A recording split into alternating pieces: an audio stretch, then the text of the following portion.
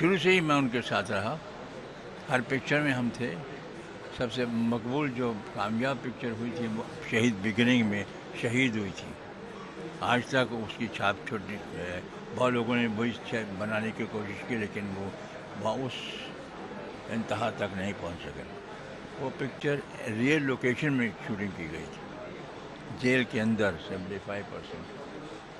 और उसके बाद सब पिक्चरों में काम किया, सब पिक्चर उपकार, पूरा पश्चिम, क्रांति, ये बाकी सब फिल्मों में। आज पूरा देश सदमे में है क्योंकि इतने पेट्रियोटिक मूवीज़, इतने देशभक्ति की मूवीज़ इनके तरफ से की गई थी और सब में सीख थी, युवाओं के लिए, देश के हर नौजवानों के लिए सीख थी। और अब ऐसे में जाते जाते क्या आपको लगता है आने वाले समय में ऐसा कोई कलाकार आ सकता है जिनमें इनकी छवि हो, या इनके जैसा कोई कलाकार, बड़ा कलाकार? क्या है कि उन दिनों में फिल्में जो बनती थी ना, जैसे डायरेक्टर मनोज कुमार थे या राज कपूर साहब थे, वो पैशन के साथ, पैशनेट जो था ना उनका, पैशन था उनका।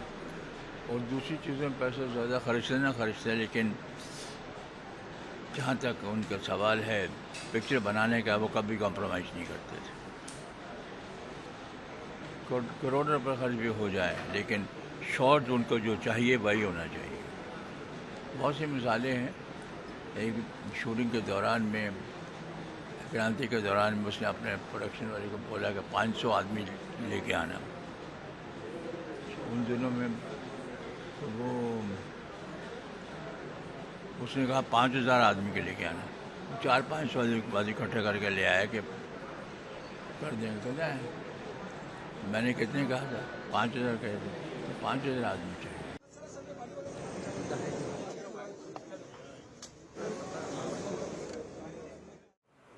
हम सोचते थे अच्छा है, समझ में नहीं है, बोले नहीं, बहुत सालों से वो सफ़र कर रहे हैं, वो हमें महसूस नहीं होने दिए कि इतना। एक बार मैं आया मिलने के, कुणाल को बोला अंकल के ऊपर ले आए, तो हम लोग बेडरूम में बैठ के टीवी भी देखा, गपशप किया।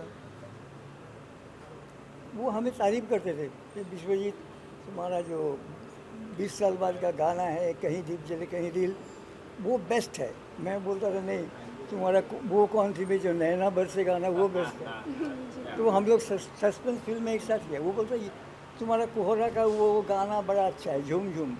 तो मैं बोलता तुम्हारा गुमनाम का गाना अच्छा है। तो ये सब बातचीत हम लोग करते थे, लाइक ब्रदर। एंड और एक बात बताऊँ, कहते हैं मुझको राजा। तो और एक बात बताऊँ,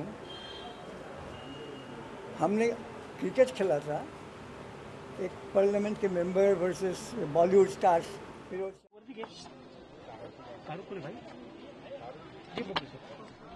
आज इंडियन फिल्म इंडस्ट्री में, भारतीय फिल्म इंडस्ट्री ने आज एक ऐसा रत्न खो दिया जिसने भारत की गरिमा को, भारत की स्वतंत्रता सेनानियों को, भारत के उन तमाम देशभक्तों को जिन्होंने सिरोलाइट से हमेशा श्रद्धांजलि दी, दुनिया और देश के अंदर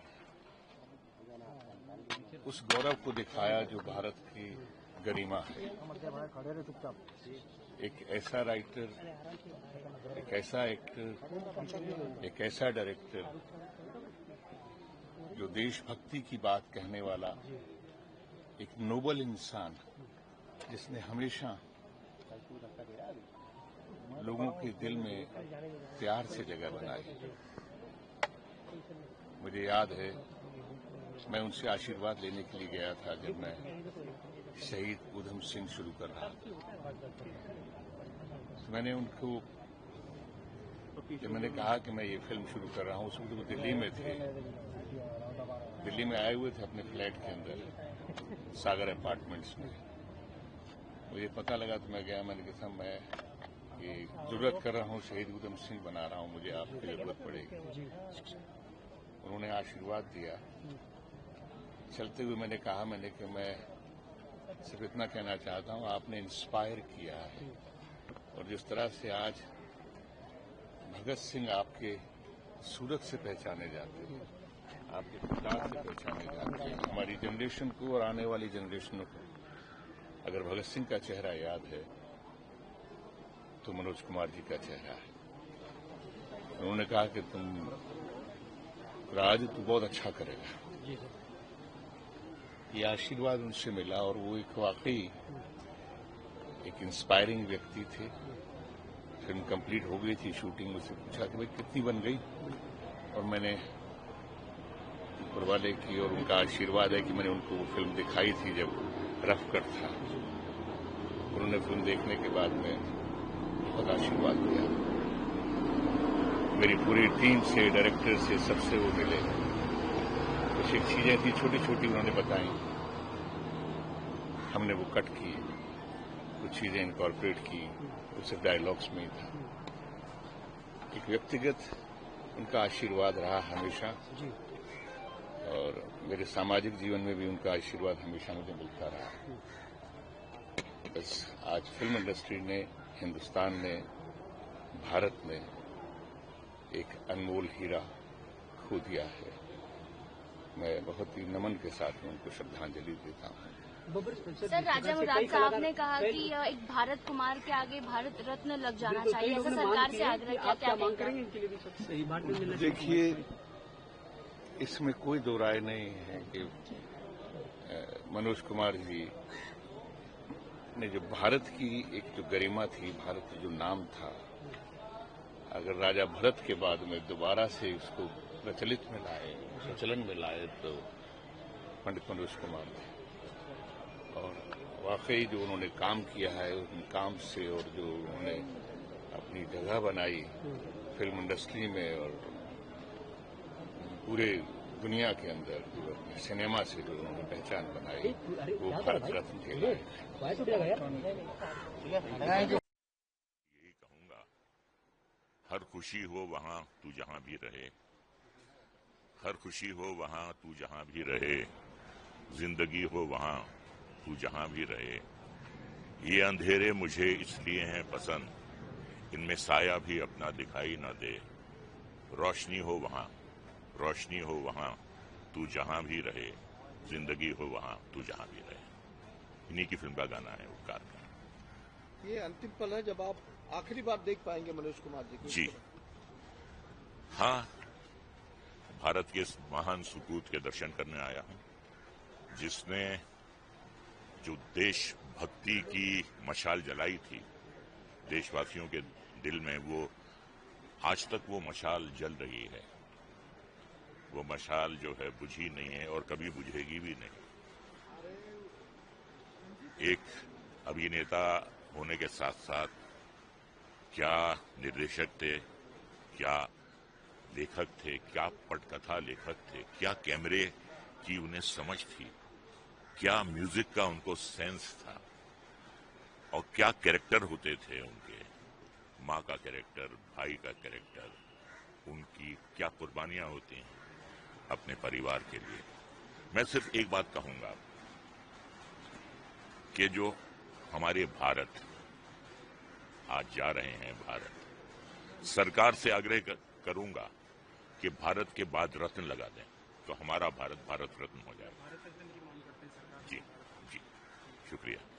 एक आखिरी सवाल, फैंस को क्या मैसेज देंगे? फैंस बहुत भावुक है देशभर से। मैं यही कहूंगा फैंस से कि इनके बताए हुए रास्ते पर चलें, जो देशभक्ति की भावना इन्होंने उजागर की है उस पर चलें। और पहली बार जब मैं इनसे मिला था, जब इन्होंने मुझे बुलाया था, तो मुझसे कहा था कि रदा, कभी ये मत कहना कि देश ने तुम्हारे लिए क्या किया है, ये बताओ कि तुमने देश के लिए क्या किया है, तुम देश के लिए क्या कर रहे हैं। ये पहला संवाद उन्होंने मुझसे बोला था, आज से 51 साल पहले। Thank you.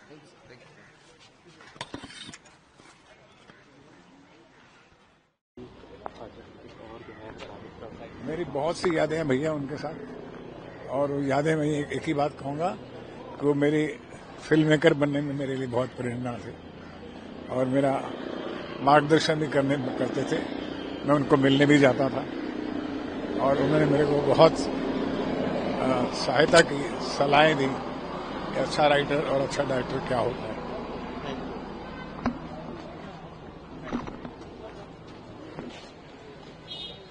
मैं अपने चाहने वालों से और उनके चाहने वालों से ज्यादा मैं कहना चाहता हूं कि कमाल के सच्चे देशभक्त थे वो। हर फिल्म आप देख लो उनकी, क्रांति देख लो, उपकार देख लो, शहीद भगत सिंह देख लो, जो भी फिल्में बनाई हैं समाज के हित में और देश के हित में बनाई हैं। और ऐसे इंसान बार बार दुनिया में नहीं आते हैं। मैं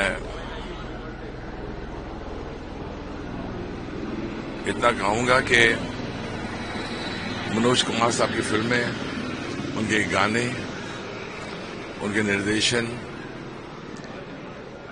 से प्रेरणा लें और जीवन का एक मार्ग होता है, रास्ता होता है, उन्होंने हमें दिखाया। हम जो कुछ बने हैं उनसे मिलकर, उनके विचारों को सुनकर, उनके पैरों पर बैठकर हम यहां तक पहुंचे हैं। मैं बहुत भावुक हूं, सभी की तरह सारा देश बहुत भावुक है। एक ऐसा कलाकार चला गया है जो फिर दुनिया में वापस नहीं आ सकता।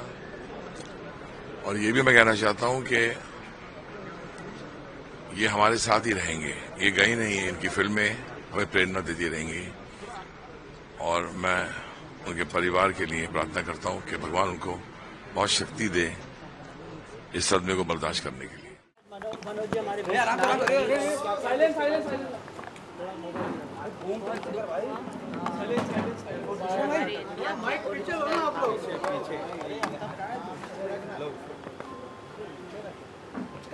पीछे करो ना, गाइस माइक पीछे करो थोड़ा। सिर्फ देश के लिए नहीं, हमारी फिल्म इंडस्ट्री के लिए लॉस भी हुआ है, लेकिन देश के लिए भी लॉस हुआ है। जैसे कहते हैं ना, वो हमारे ओरिजिनल भारत की शान थे भारत। और कुणाल हमारे बहुत अजीज़ दोस्त हैं, तो I just wish that he can get over this loss.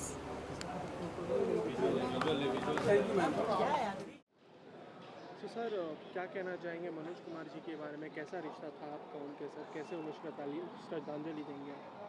नहीं रहे भारत के वो रत्न जिनको भारत का टाइटल दिया गया, उनकी देशभक्ति को देख के, सेकुलरिज्म को देख के, और जो संदेश उन्होंने अपनी मूवीज़ के रास्ते से दिए, चाहे वो जय जवान जय किसान का हो, शहीद आजम भगत सिंह का रोल हो, रोटी कपड़ा मकान, शोर, उनकी फिल्मों को पूरा पश्चिम को, मेरे देश की धरती को कोई भुला नहीं सकता है, इस जीवन में तो नहीं भुला सकता है। और मैं समझता हूँ और लोगों को भी शिक्षा लेनी चाहिए कि ऐसे काम करके जाएं कि लोग जाते ही नहीं हैं, ऐसे लोग के मरते थोड़ा है, ये अमर हैं, अजर अमर हैं, क्योंकि इनके गीत, इनकी विचार दुनिया में रहेंगे। मैं तो इनका फ़ैन हूँ बचपन से, और शहीद पिक्चर देख देख के मैंने अपनी संस्था का नाम शहीद भगत सिंह सेवा दल रखा और पद्मश्री तक गया मैं।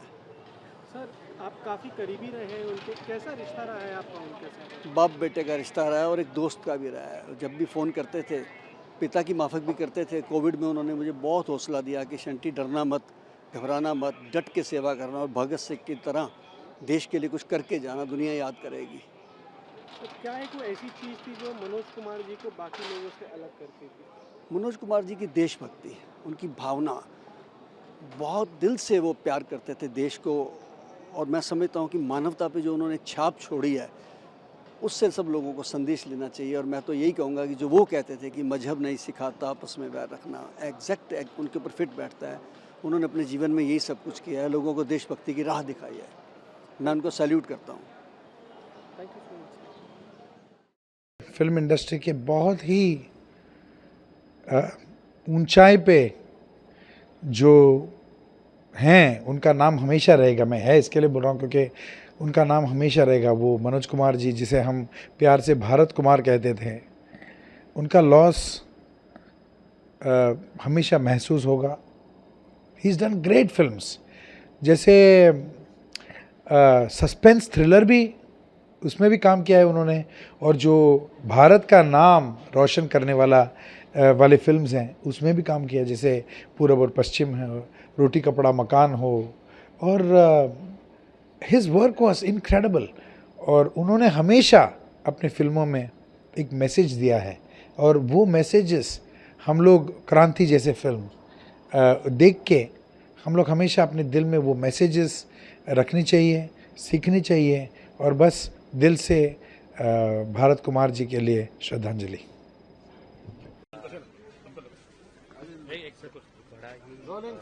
भावनिक क्षण है, एक और कलाकार जो है अब इंडस्ट्री में नहीं रहे हैं, तो वहाँ पे क्या भावनाएं हैं? ये कला का आकार समझने के लिए तो खैर 100 जन्म चाहिए, लेकिन ये अपने ऐसे भारत विश्व कला रत्न हैं जिनकी अंत्येष्टि में आज हमें भी सौभाग्य मिला है। फट्टे से लेके हमारे बचपन में फट्टा टाकी से लेके VCR से लेके हर 5 फिल्में आती थी, उसमें एक रोटी कपड़ा और मकान आती थी, एक क्रांति आती थी, एक उपकार आती थी। तो ये भारत के विश्व कला रत्न है, ये भारत रत्न है। और ये हम तो इनकी तीसरी पीढ़ी में आते हैं, लेकिन इनको नमन करते हुए बस यही बोल सकता हूँ कि हमारे बॉलीवुड के भारत चलचित्र निगम के ये हमारे रत्न हैं, हमेशा रत्न रहेंगे। बस इनको भावपूर्ण श्रद्धांजलि। अच्छे समझ रहे हैं, कुछ ट्रबल्स में एक बार मनोज कुमार जी के घर के, तब उस समय बाला साहब ठाकुर को उन्होंने आधी रात को फोन किया था, कहा था कि ऐसा तो बाला साहब ठाकुर ने कहा था कि आप सो जाओ, कि इतनी रात गए, आप चिंता मत करो। दूसरे दिन सुबह शिवसेना की टीम पहुंचती है उनके यहाँ पर और सारे प्रॉब्लम सॉल्व कर देती है। और भी कई सारे किस्से रहे, क्या कुछ कहेंगे? आज की अगर परिस्थिति आप देखेंगे तो मनोज कुमार जैसे कलाकार अब इंडस्ट्री में नहीं है, ऐसा मैं सीधी रीत से बोलूँगा, क्योंकि देश के प्रति आदर, देश के प्रति प्यार, देश में जो कुछ बड़े नेतागण हैं उनके प्रति प्यार, जो भी हो सके वो देश के प्रति करने का उनका हमेशा व्यवहार रहा है। और मैं तो बचपन से उनका फैन रह चुका हूँ। रोटी कपड़ा और मकान हो, क्रांति हो, अभी बिंदु के पिताजी और उन्होंने बहुत अच्छा उनका संबंध था। बिंदु मेरा दोस्त है, मनोज कुमार जी का बेटा जो कुणाल है वो मेरा दोस्त है। तो हमें एक पारिवारिक रिलेशन हमारे है। आज मैं भले राज्य का मंत्री बन गया, मगर ये मंत्री के नाते में यहाँ पे नहीं आया, बल्कि एक दोस्त के पिताजी और जिनको मैं दिल से चाहता हूँ एक कलाकार के रूप में उनको उनका अंतिम संस्कार करने में यहाँ पे राज्य शासन के माध्यम से आया हूँ। ऐसा कलाकार जो दिल में हिंदुस्तान, मन में हिंदुस्तान, उनके जबान में हिंदुस्तान होता था, और जितने भी उन्होंने पिक्चर किए हैं वो सामाजिक जीवन के आधार पर उन्होंने पिक्चर बनाए। तो ऐसे कलाकार का 87 एज के होने के बाद उनका अभी निधन हो गया। मैं मेरे परिवार के ओर से और महाराष्ट्र शासन की ओर से उनको भावपूर्ण श्रद्धांजलि अर्पण करता हूँ। भाई मनोज अंकल हमारा बचपन से हम साथ में हैं। कुणाल जो उनका बेटा है वो मेरी क्लास में था, बचपन से 2nd स्टैंडर्ड से हम साथ में बड़े हुए हैं। उनके घर में रहते थे। ये जो बिल्डिंग आज आपने देखी वो बंगला होता था, राइट साइड से एंट्रेंस होती थी, सीधा जाते थे। मनोज अंकल 1st फ्लोर पे बैठे होते थे, हम लोग खेल रहे होते थे। लक्ष्मीकांत प्यारेलाल जमीन पे बैठ के गाने बना रहे होते, सब देखा है हमने। Manoj uncle I think MTNL के लास्ट कस्टमर पूरे वर्ल्ड में मनोज अंकल थे। उनने कभी फोन ही नहीं छोड़ा, MTNL के फोन पे रहे एंड तक। मोबाइल को 10-15 साल हो गए थे तो भी उनका MTNL का फोन पे हम फोन करते थे। कुछ भी प्रॉब्लम है, होम्योपैथी की मेडिसिन हो, कुछ भी, तो अंकल क्या करना है बेटा, इसमें ये मिक्स कर दे। तो ऐसे चैंपियन थे, ग्रेट आदमी। हमने तो गानों की शूटिंग देखी है, पिक्चर देखी हैं, और उनके साथ बहुत समय बिताया है। मम्मी हमारी जो शशि आंटी हैं वो, और जो बच्चों ने जो सेवा की है, इन्हें मतलब पेरेंट्स की सेवा जो कैसे करते हैं वो मनोज कुमार के बच्चों ने करके दिखाई और हमने देखी है। तो सबने जाना है, ये अमर हैं, देशभक्त हैं, जैसे प्रताप भाई ने बोला, और मतलब भारत इनके दिल में रहता था। ये इसे पंजाब में कॉमरेड बुलाते थे मनोज अंकल को, कॉमरेड, मतलब थोड़ा रशियन टाइप का थिंकिंग थी इनकी कि भाई देश सब कुछ होना चाहिए, रोटी कपड़ा मकान। आज अच्छे लोग रूल कर रहे हैं तो सबके पास रोटी कपड़ा और मकान है, तो वो खुश हैं जब ऊपर गए हैं कि अच्छे लोगों को देश सौंप के गए हैं। बेस्ट लोग चल रहे भाई। हाँ, राष्ट्रीय सम्मान भी दिया गया है, डॉक्टर नायक जी भी है, गार्ड ऑफ ऑनर दिया गया है, और इतने बड़े इतने पैट्रियोटिक मूवीज जो बनाते हैं, आने वाली पीढ़ी में इनकी झलक अगर किसी में देखें, या आने वाली पीढ़ी में ऐसा कोई भी नेता फिर से आ सकता है। वो जब वो जमाने में जिस टाइम पे मनोज अंकल रहते थे तो बहुत तकलीफें थी, शासन गलत था, कंट्री में प्रॉब्लम्स थी, लोगों का खाने को तकलीफें थी, रहने को तकलीफें थी। अब वो तकलीफें हट गई है, मोदी जी देश को संभाल रहे हैं। तो Manoj Kumar uncle I think Modi ji को ब्लेस करके गए। मोदी जी उनके पैर छूते थे, मोदी जी भी, उन्हें भी पता था ये देशभक्त है, मैं भी देशभक्त हूँ, तो हम सब देशभक्त हैं। जब देश खुश है तो हम भी खुश हैं। वैसी फिल्में अब बनाने की जरूरत नहीं है, अब एकता की फिल्में बनानी चाहिए मेरे हिसाब से। हिंदू मुस्लिम सिख ईसाई सब एक है। बिकॉज उनके फैंस को यही मैसेज दूंगा कि वो तो अमर हैं, जिंदा रहेंगे हमेशा। उनके गाने आपके दिलों में बजते हैं, उन्हें बजाएं, उन्हें देखें, उन्हें याद रखें। और जब भी याद रखें तो याद रखें कि कंट्री कम्स फर्स्ट। हर चीज़ गवर्नमेंट नहीं कर सकती, हमें खुद भी कुछ करना होता है देश के लिए। सब देशभक्त बनो, यही है।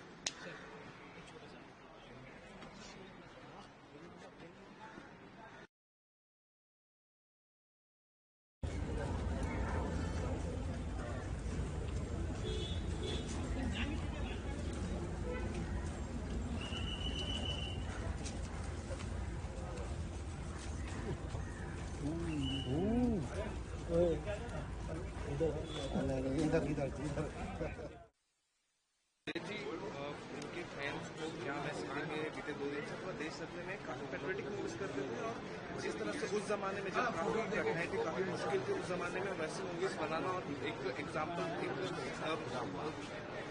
क्या कहते हैं, एक एग्जाम्पल सेट करना आने वाली युवा पीढ़ी के लिए, तो अब ऐसे में क्या कुछ संदेश जो है देंगे? भाई, जब कुछ नहीं होता है ना तभी स्टार बनते हैं। जब सब कुछ होता है तो स्टार बनने में मुश्किल है। लेकिन मनोज जी एक ऐसे सितारे थे जो इंसान, उसकी इंसानियत, वो सबसे बड़ा अहमियत रखते थे उसमें। और ये जो चीज़ है यही स्टार बनाती है। और जो मिसाल छोड़ के गए हैं, मैं चाहता हूँ कि हर नई पीढ़ी इस मिसाल को अपने दिल और मन में रखें, क्योंकि ये एक सीख है। अगर आप ये समझ पाते हो तो शायद आप उस मुकाम तक पहुंच सकते हो। और ये कोई आलतू फालतू वाली चीज़ नहीं है, ये बहुत समझदारी की चीज़ है, और इसको सालों साल लगता है समझने में। सादगी में ही स्टारडम है भाई, बस यही कह सकता हूँ।